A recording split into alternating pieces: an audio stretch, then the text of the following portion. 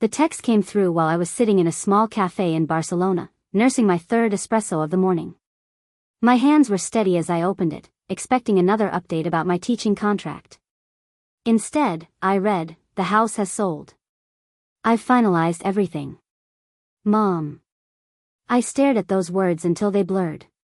Our family home. The yellow Victorian on Maple Street where I'd grown up, where Dad had taught me to ride a bike, where we'd scattered his ashes in the garden 5 years ago. Sold. Without a word to me. My coffee went cold as I read the message again and again. No discussion. No warning. Just a done deal, delivered like she was informing me about a dental appointment. I called immediately, my heart hammering against my ribs. "You sold Dad's house?" I managed to keep my voice level despite the rage building inside me. "It's my house, Carly," she replied, her tone flat and businesslike. "Your father left it to me. I don't need your permission. But you didn't even tell me you were thinking about it." "Why would I? You're thousands of miles away, playing teacher in Europe. Aaron's here. He understands." Of course Aaron understood. My golden child brother always understood whatever mother wanted. I booked the first flight home I could afford, which meant 2 connections and 18 hours of travel time. During the layover in London, I tried calling Aaron. He didn't pick up. I sent him 5 texts. He read every single one and didn't respond. When I finally landed in Portland 3 days later, jet-lagged and furious, I drove straight to Aaron's downtown apartment. He answered the door in gym clothes, looking surprised to see me. "When were you planning to mention that our childhood home was being sold?" I asked, pushing past him into his expensive loft. He closed the door slowly. "Mom said she'd tell you. She sent me a text after everything was final." Aaron shrugged, walking to his kitchen to pour himself a protein shake. "Look, Carly, it was her decision to make. The house was in her name. Dad wanted us to keep it. He said so before he died. Dad said a lot of things."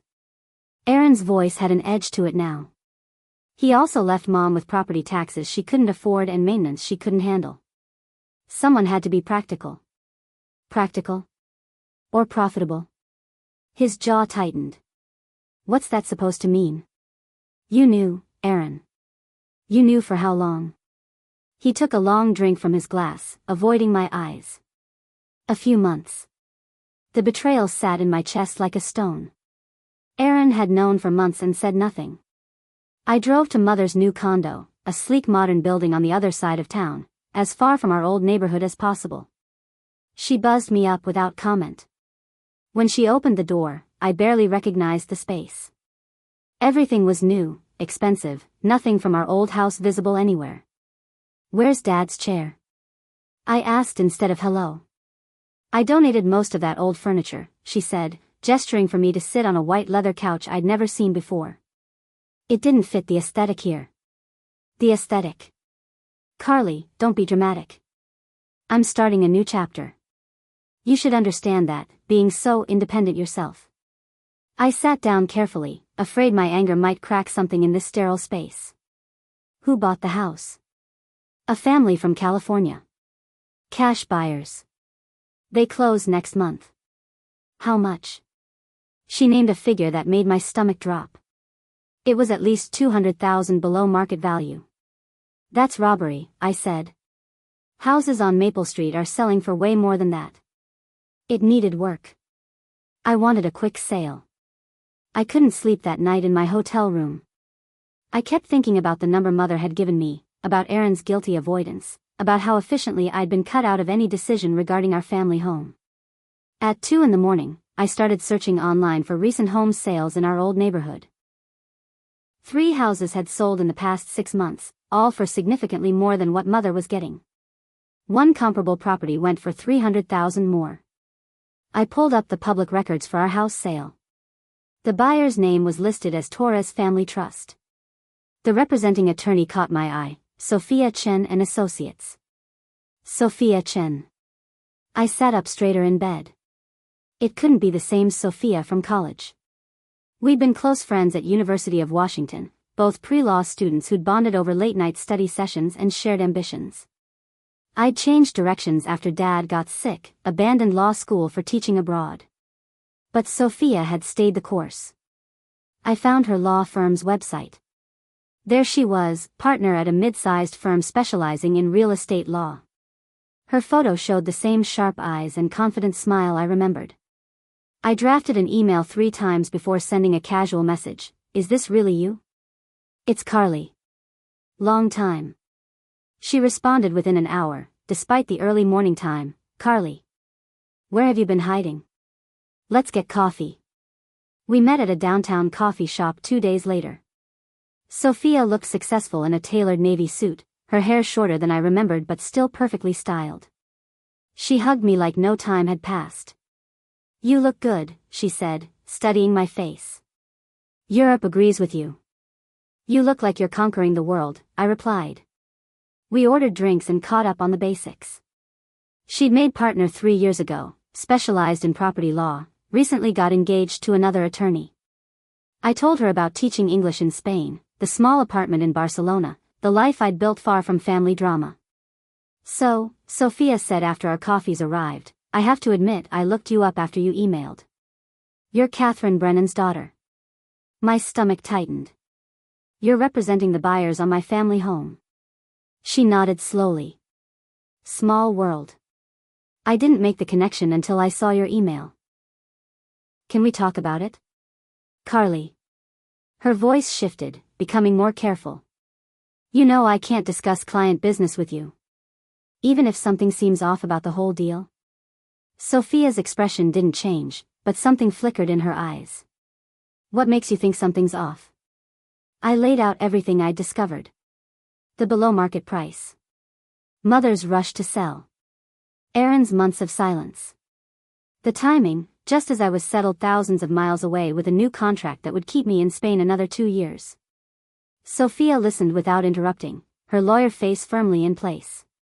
When I finished, she stirred her coffee thoughtfully. Your mother seemed eager to close quickly, she said carefully. We actually offered her more time, but she insisted on the fastest possible timeline. Why would she do that? I can't speculate about my client's motivations. She paused. But I can tell you that in my professional experience, when someone rushes a major transaction like this, they usually have a reason beyond just wanting it done. What kind of reason? Sophia met my eyes. The kind that might become public record if the sale gets delayed. Public record? Tax liens. Judgments. Foreclosure proceedings. She sipped her coffee. Just examples, of course. I'm not saying any of that applies here.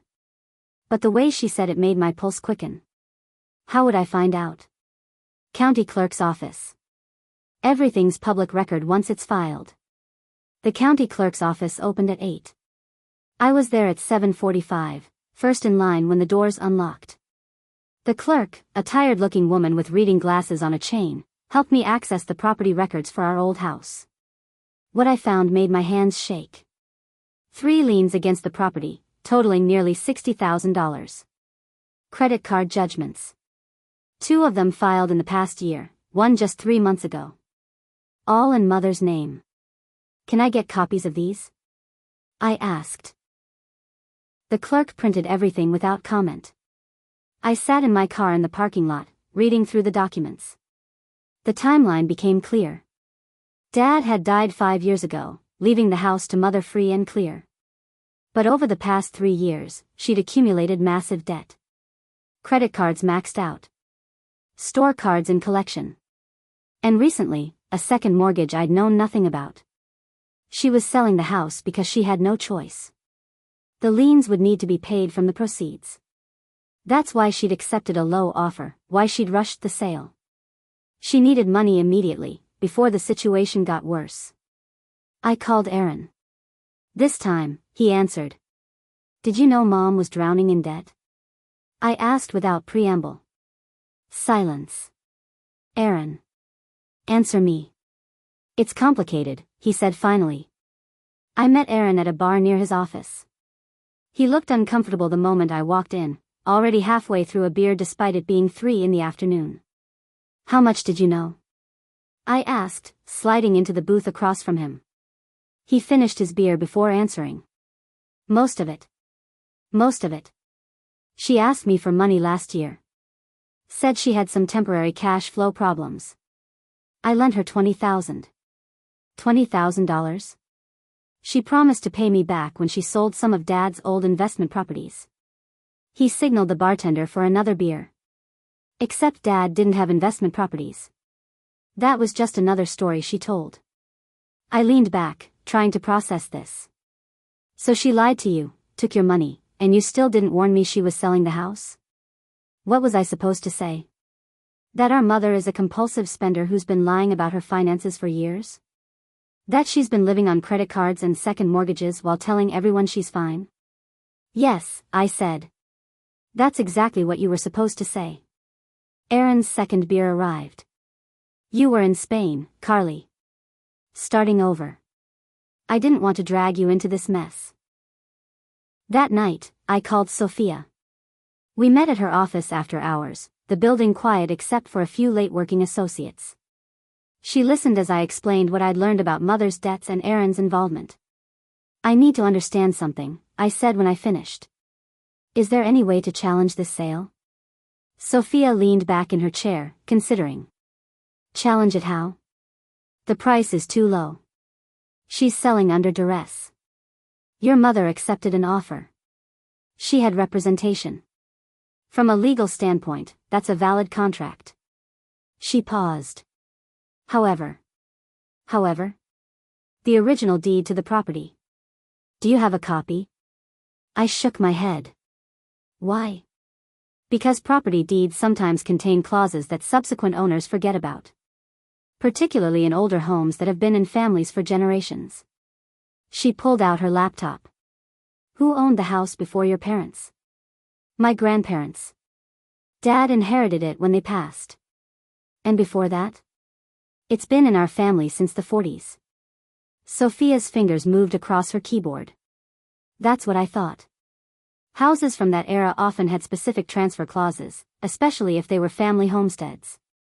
Sophia pulled up the original property records, documents that went back decades. The house had been built in 1948 by my great-grandfather, Thomas, who'd worked in the shipyards. He'd purchased the land and built the house himself, one of the first families in that neighborhood. Here, Sophia said, pointing to a clause in the 1948 deed. Right of first refusal for direct descendants. What does that mean? It means that if the property is ever sold, blood relatives have the right to match any offer before the sale goes through to an outside buyer. She scrolled down. And look at this. It was never explicitly revoked in any subsequent transfer. Your grandfather inherited it with this clause intact. Your father inherited it the same way. So I have the right to buy the house? If you can match the offer price, yes. Sophia looked at me seriously. But Carly, that's still a lot of money. Can you afford it? I thought about my savings. Teaching abroad paid reasonably well, and I'd been careful with money. But I didn't have enough for a cash purchase, not even at Mother's below-market price. What if I don't have the cash but I have financing? Then we'd need to move fast. I spent the next 3 days working the phones. My bank in Spain was useless for an American property purchase, but I found a credit union in Portland that worked with expats. With my teaching income, Dad's small life insurance policy I'd saved, and my decent credit, they pre-approved me for enough to match the Torres family's offer. Mother called during my 4th meeting with the loan officer. I let it go to voicemail. She called again an hour later. Then Aaron called. What are you doing? He asked without greeting. Exercising my legal rights. Mom is freaking out.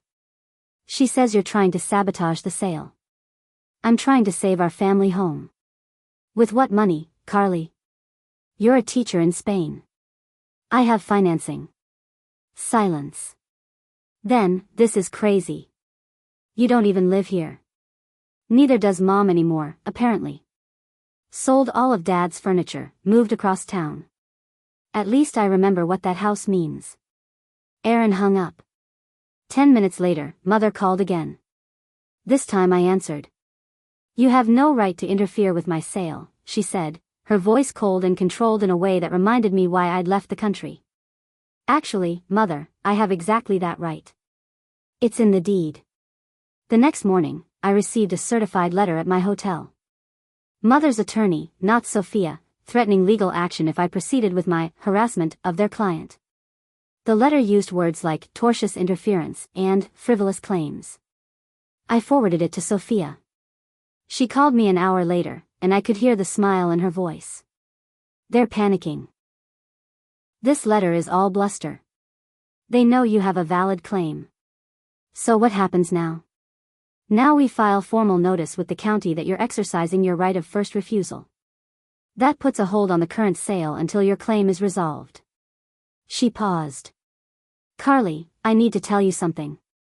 I had to recuse myself from representing the Torres family on this. Conflict of interest, since I'm helping you now. Won't that hurt your career? Maybe. But it's the right thing to do. Another pause. Your mother's attorney called my boss this morning. Tried to get me fired for conspiring with you. Didn't work, but it's going to get ugly. I'm sorry I dragged you into this. Don't be. I haven't had this much fun in years. The formal notice went through on a Friday afternoon. By Saturday morning, Mother was at my hotel, demanding to speak with me in the lobby. I met her there, both of us conscious of the other guests as witnesses. You're destroying me, she said quietly, her composure cracking for the first time. Those liens need to be paid. If this sale falls through, I lose everything. You should have thought about that before you decided to sell Dad's house without telling me. Your father's house, she corrected. He left it to me, not you. With a clause you chose to ignore. Mother's hands trembled slightly as she clutched her designer purse. I'll fight this. Aaron will testify that you abandoned the family, that you have no interest in the property. Aaron knew you were lying about your finances. I wonder how that'll look in court. She stood abruptly. I raised you better than this. No, I said quietly. Dad raised me better than this. You taught me what not to become. She walked away without another word, her heels clicking sharply across the marble floor.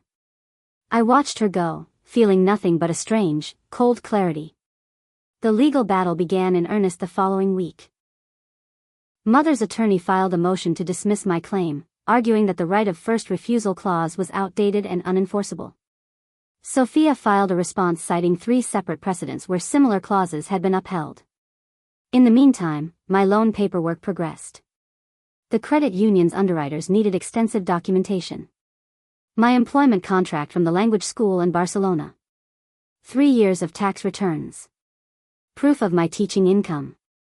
Bank statements showing steady savings. A letter from my landlord in Spain confirming my rent payment history. Aaron called me at midnight on a Tuesday. He sounded drunk. Mom's talking about filing for bankruptcy, he said. She can't pay those liens if the sale doesn't go through. Then maybe she should have been more honest about her financial situation. You're really going to let her lose everything? I'm going to save Dad's house.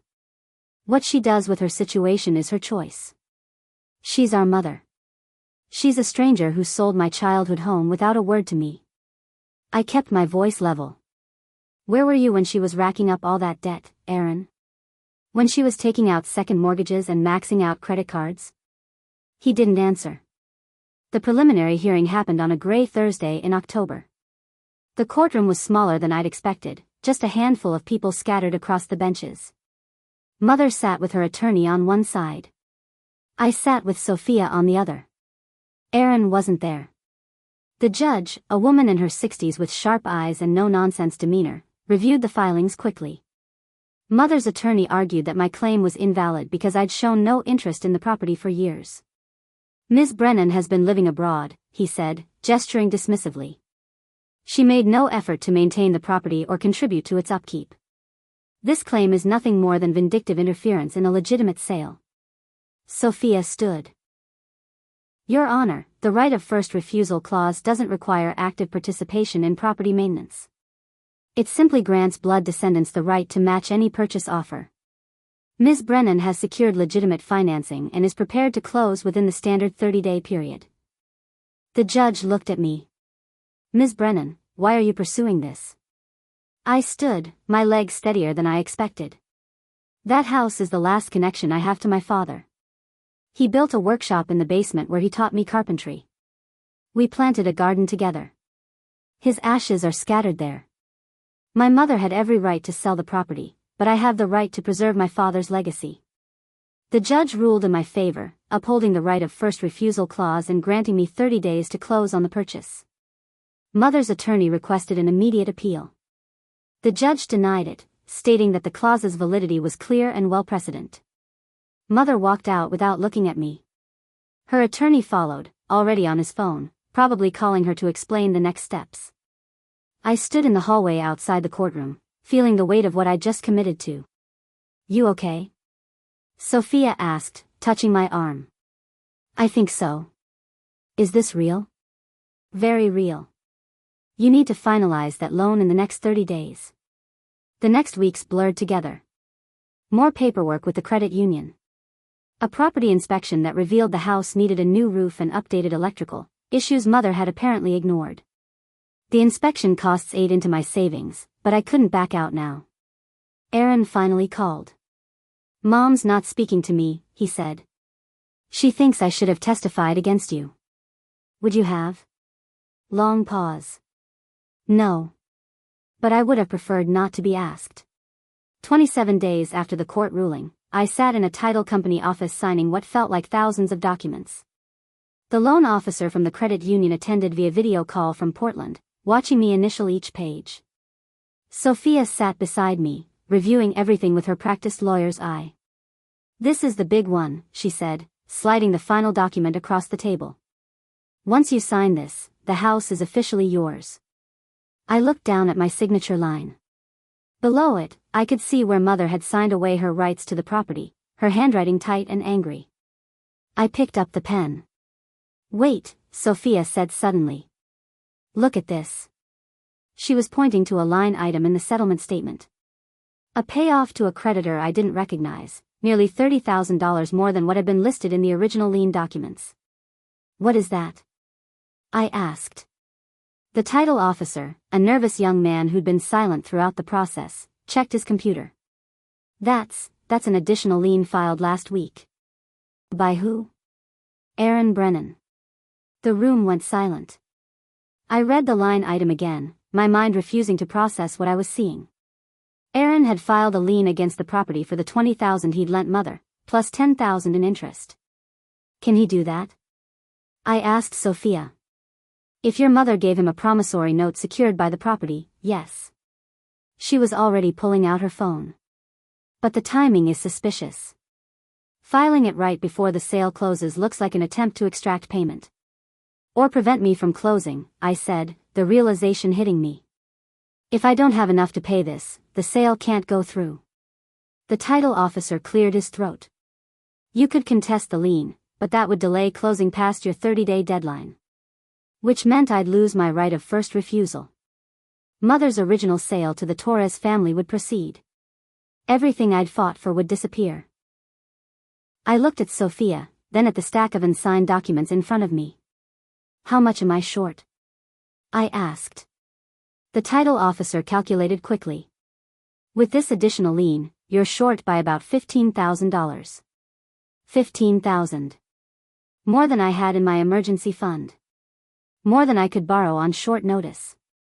I felt the victory slipping through my fingers. I called the credit union immediately, explaining the situation. The loan officer was sympathetic but firm. They couldn't increase my loan amount without a new appraisal and underwriting process, which would take weeks. I tried 2 other banks. Same answer. Time was running out. That night, sitting in my hotel room surrounded by loan documents and property records, I called Sophia. I'm going to lose it, I said. Aaron knew exactly what he was doing. There might be another way, Sophia said slowly. That lien Aaron filed. I've been looking at the documentation. He claims your mother signed a promissory note, but I don't see it recorded anywhere. What does that mean? It means he might have filed a fraudulent lien. If there's no actual promissory note, or if the note wasn't properly executed, the lien is invalid. How do we prove that? We challenge it. File an emergency motion to invalidate the lien based on insufficient documentation. She paused. But Carly, this is your brother. Are you sure you want to go this far? I thought about Aaron's silence when Mother sold the house. His guilty avoidance when I came home. The way he'd sided with her at every turn, right up until he couldn't profit from it anymore. He made his choice, I said. File the motion. The emergency hearing was scheduled for 2 days before my closing deadline. I barely slept the night before, running through every possible outcome. If the judge denied our motion, I'd lose the house. If Aaron could produce a valid promissory note, the lien would stand and I couldn't close. Aaron arrived at the courthouse alone. No mother, no attorney. He looked smaller somehow, tired and defeated in a wrinkled suit. He wouldn't meet my eyes as we waited for the judge. When we entered the courtroom, Sophia presented our argument. The lien had been filed without proper supporting documentation. No promissory note had been recorded with the county. No evidence existed that Mother had actually agreed to secure the loan with the property. The judge looked at Aaron. Mr. Brennan, do you have documentation supporting this lien? Aaron stood slowly. I have a handwritten note from my mother acknowledging the debt. May I see it? Aaron approached the bench with a crumpled piece of paper. The judge examined it, her expression neutral. Then she looked up at Aaron. This is a personal note, not a promissory note secured by property. It doesn't give you the right to file a lien. Her voice was cold. Mr. Brennan, did you consult with an attorney before filing this lien? No, Your Honor. Then you should have. This lien is invalid and is hereby dismissed. Aaron waited for me in the hallway after the hearing. His face was red, whether from anger or embarrassment I couldn't tell. She asked me to do it, he said. Mom called me, crying. Said you were destroying her. That if I didn't find a way to stop the sale, she'd lose everything. So you tried to defraud me. I tried to help our mother. By filing a fake lien? That's not help, Aaron. That's desperation. I adjusted my bag on my shoulder. You could have just asked me for the money. I would have found a way. Would you?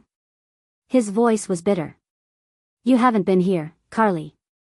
You ran away to Europe after Dad died, left me to deal with everything. Mom's debt, her lies, her constant demands for help. Where were you for that? I looked at him, this person I'd grown up with who'd become a stranger. I was grieving. Building a life. That's not abandonment, Aaron. That's survival. He walked away without another word. I watched him go, feeling something break inside me that I hadn't realized was still whole. Whatever relationship we'd had was over now, casualties of Mother's manipulation and his own choices. 2 days later, I sat in the same title office, signing the same stack of documents. This time, no surprise liens appeared. No last-minute complications. The title officer processed the payment. The deed transferred. The house became mine. Sophia handed me the keys when we finished. How does it feel?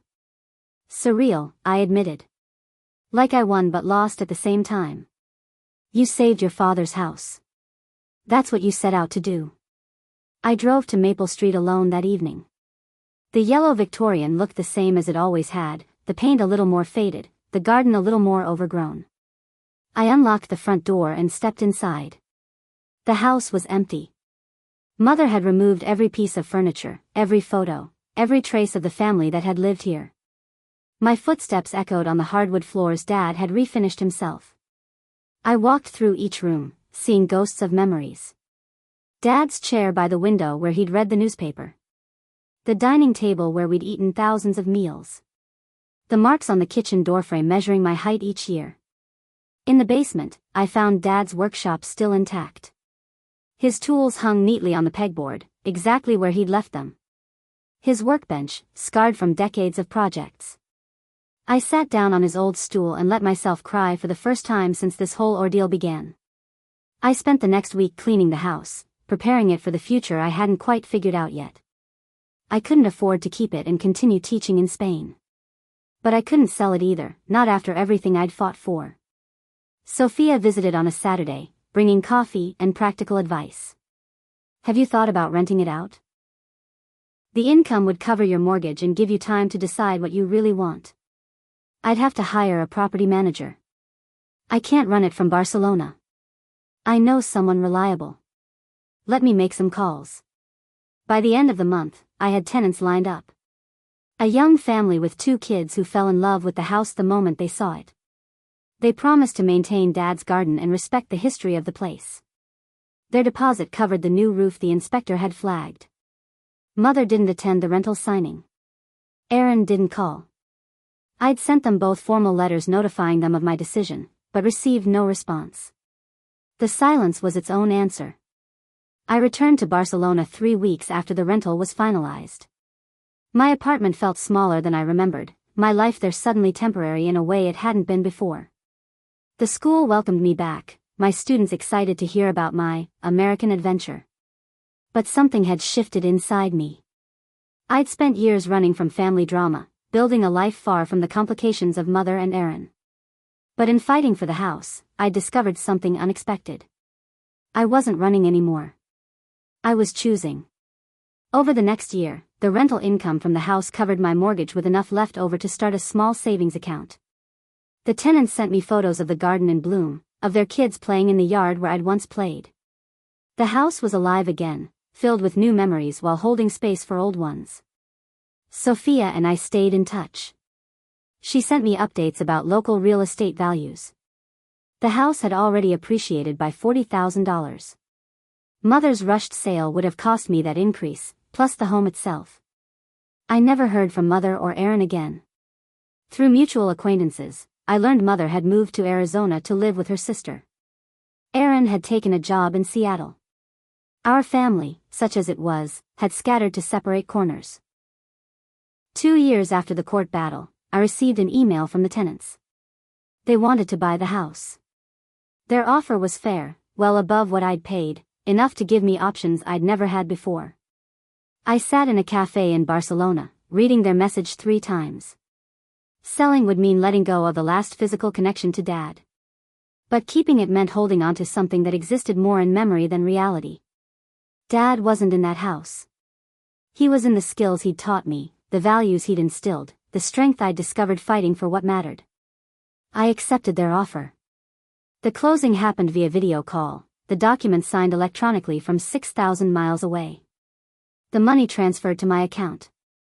I paid off my remaining debt, invested the rest, and felt lighter than I had in years. Mother sent a single text message when she somehow heard about the sale. I hope you got your closure. I didn't respond. Closure wasn't something she could understand. This hadn't been about closure. It had been about choice. About refusing to let someone else write my story. About learning that sometimes the fight itself matters more than what you're fighting for. I still teach in Barcelona. The school made me head of the English department last year. I have a life here that's wholly mine, built on choices I made freely. And sometimes, late at night, I think about that yellow Victorian on Maple Street and smile. Not because I own it anymore, but because for a brief, important moment, I fought for it. And I won.